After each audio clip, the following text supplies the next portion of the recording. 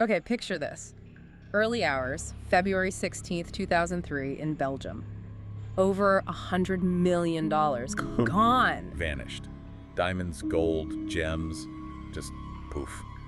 From the Antwerp Diamond Center, supposedly one of the most secure places on Earth. Right. And here's the kicker, the really wild part, no sign of forced entry. Nothing. Zero. It wasn't, a smash and grab. Not at all. It made everyone stop and think, how is this even possible? Exactly. It immediately challenged everything they thought they knew about security. It wasn't just theft. People started calling it the heist of the century, instantly. And what's truly amazing, I think, is that this place, the Diamond Center, it really was considered Fort Knox for diamonds. Yeah. The fact that they left no trace, well, it just didn't compute back then. That's what gets me. It's like they were ghosts. So today we're doing a deep dive into exactly that, the Great Antwerp Diamond Heist. We're going to try and unpack how this supposedly impenetrable vault was cracked wide open without setting off a single alarm. And why, even now, 2 decades on, it's still this fascinating puzzle, a lot of missing pieces. Yeah, you're going to hear about some really surprising tools, ingenious methods. And the mastermind behind it. Plus, the one tiny mistake,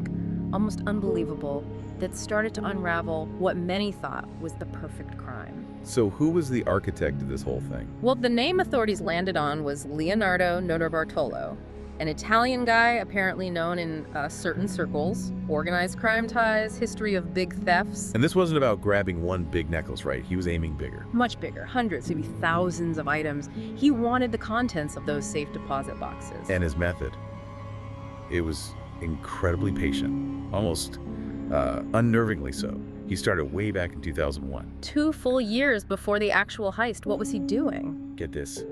He rented an office inside the Diamond Center itself. No way, right under their noses. Exactly. Posed as a legit diamond dealer. Slowly, carefully, he built trust with the staff and other traders. So he wasn't just getting physical access, he was getting social access too, observing everything. Daily routines, security patrols who came and went, and crucially, finding the building's weaknesses, all while looking like just another businessman. But he couldn't have done it alone, surely, an operation this complex. Definitely not. Authorities eventually tagged a crew of 4 other men, known apparently as the School of Turin. The School of Turin sounds almost professional. It seems like they were, like a specialist team. Each guy had a role. Electronics expert, lock specialist, alarms guy, and someone handling logistics. Highly specialized. A real crew. So how did they prepare, beyond Notarbartolo's 2 years inside? Oh, months of intense work. Surveillance, obviously. Hidden cameras, copying keys, mapping patrol routes down to the second. Okay, standard stuff for a big heist, maybe? But they took it further. Much further. The most incredible part, they built a full-scale replica of the vault. Wait, a replica? Like a working model? Full-size mock-up. Right. In a warehouse somewhere back in Italy. Just to practice the heist. Over and over again. Wow, that says a lot. Either supreme confidence or extreme caution. I think it shows they were aiming for absolute perfection. No room for error. They weren't just practicing breaking in. They were practicing doing it silently, flawlessly. Every single step rehearsed. In an environment designed to catch any error. Which brings us to the vault itself. This wasn't just any strong room. No, absolutely not. 2 floors underground. Yeah. Considered, truly top-tier security. Let's list some of it. You had infrared motion detectors. Right. Sensing heat, seismic sensors, picking up vibrations. Doppler radar, like microwave movement detection. Magnetic field monitors on the door and This wall. is the door itself, steel, with a lock that had 100 million possible combinations. Plus cameras everywhere. And the truly mind-bending thing is, they bypassed all of it. Every single layer. How? That's the million-dollar question, or rather the $100 million question. Given the tech involved, it seems almost impossible. So they've done the prep, the replica practice runs. When did they actually go for it? The night was February 15, 2003, Saturday night into Sunday morning. City's quiet. And Notarbartolo, how did he get the crew in? He just walked in, used his own key, the one he had as tenant, past security. He belonged there, as far as they knew. Just another late-night trader, maybe. Okay, so they're inside the main building, now the vault security. Right, this is where the team's specific skills came in, systematically taking down each layer. Okay, so cameras first, presumably. Cameras disabled, yes. Then the trickier stuff, those motion sensors. Covered them with styrofoam boxes, apparently, to block their view. Simple but effective. What about the heat detectors? Hairspray. They sprayed something like hairspray onto the infrared sensors. Hairspray. Seriously, how does that work? It seems it temporarily blinded the sensor, creating a sort of static heat signature that masked their body heat moving past. Clever, huh? Very clever. And the magnetic locks on the vault door itself. They had a custom-made tool for that, probably something that manipulated or shielded the magnetic field, fooling the system into thinking the door was still secure. Okay, these are ingenious solutions, but there was one tool they used that was surprisingly basic. Yes. Probably the most unexpected item in their toolkit. Salad oil. Salad oil? You're kidding. For what? To lubricate the vault's main locking bolts. These huge steel bolts. They needed to retract them silently. Ah, so no loud creaks or groans that might trigger sound sensors or alert someone nearby. Exactly. It's that kind of thinking, using something completely mundane, totally low-tech, to defeat a high-tech system. It's genius in its simplicity. It really is. Something security designers probably never even considered. Okay, so they're finally inside the vault. And they spent hours in there.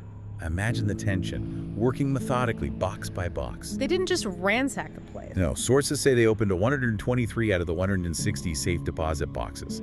They were selective, taking the most valuable, easily portable stuff, loose diamonds, jewelry, cash, gold. A targeted extraction, and then the exit. Just as clean as the entry. They walked out the same way they came in, left no trace. No alarms triggered, nothing disturbed that anyone noticed immediately. Security guards found the vault open the next morning, but the crew, long gone, vanished. It really did seem like the perfect crime at that point. Flawless execution, untraceable.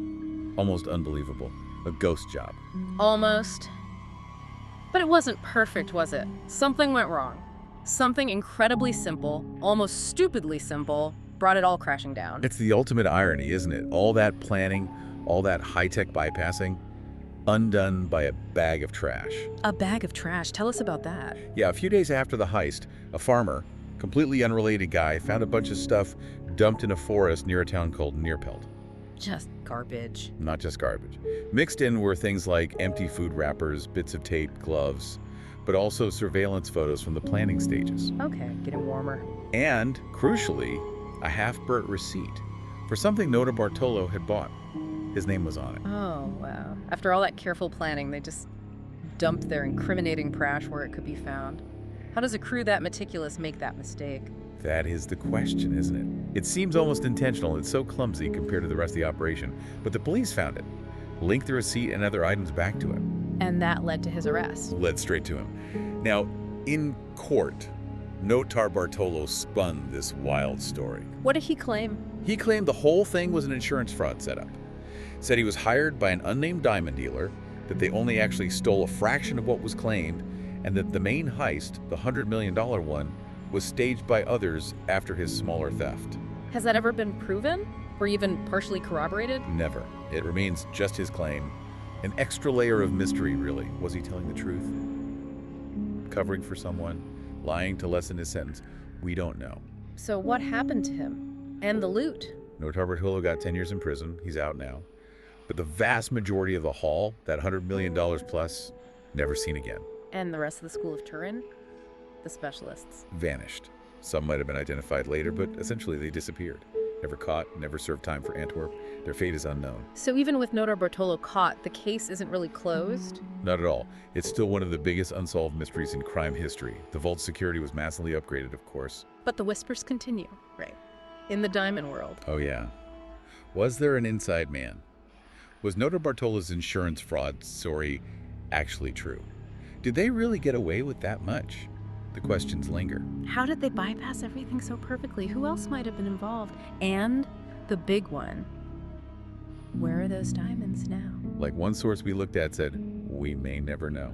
So this deep dive really shows us you can plan the perfect crime, infiltrate one of the most secure places on Earth, Execute it brilliantly, silently. and then have it all potentially undone by one simple, careless mistake. A plastic bag full of evidence. It leaves us with a really interesting thought, though, doesn't it? Yes. Especially for you listening. Yeah, think about this. In our world, with ever more advanced security, AI surveillance, complex digital locks, is human error always going to be the weakest link? Whether it's the error of the people trying to protect something or the error of the people trying to get past those protections, is that human element always the ultimate vulnerability, the Achilles heel?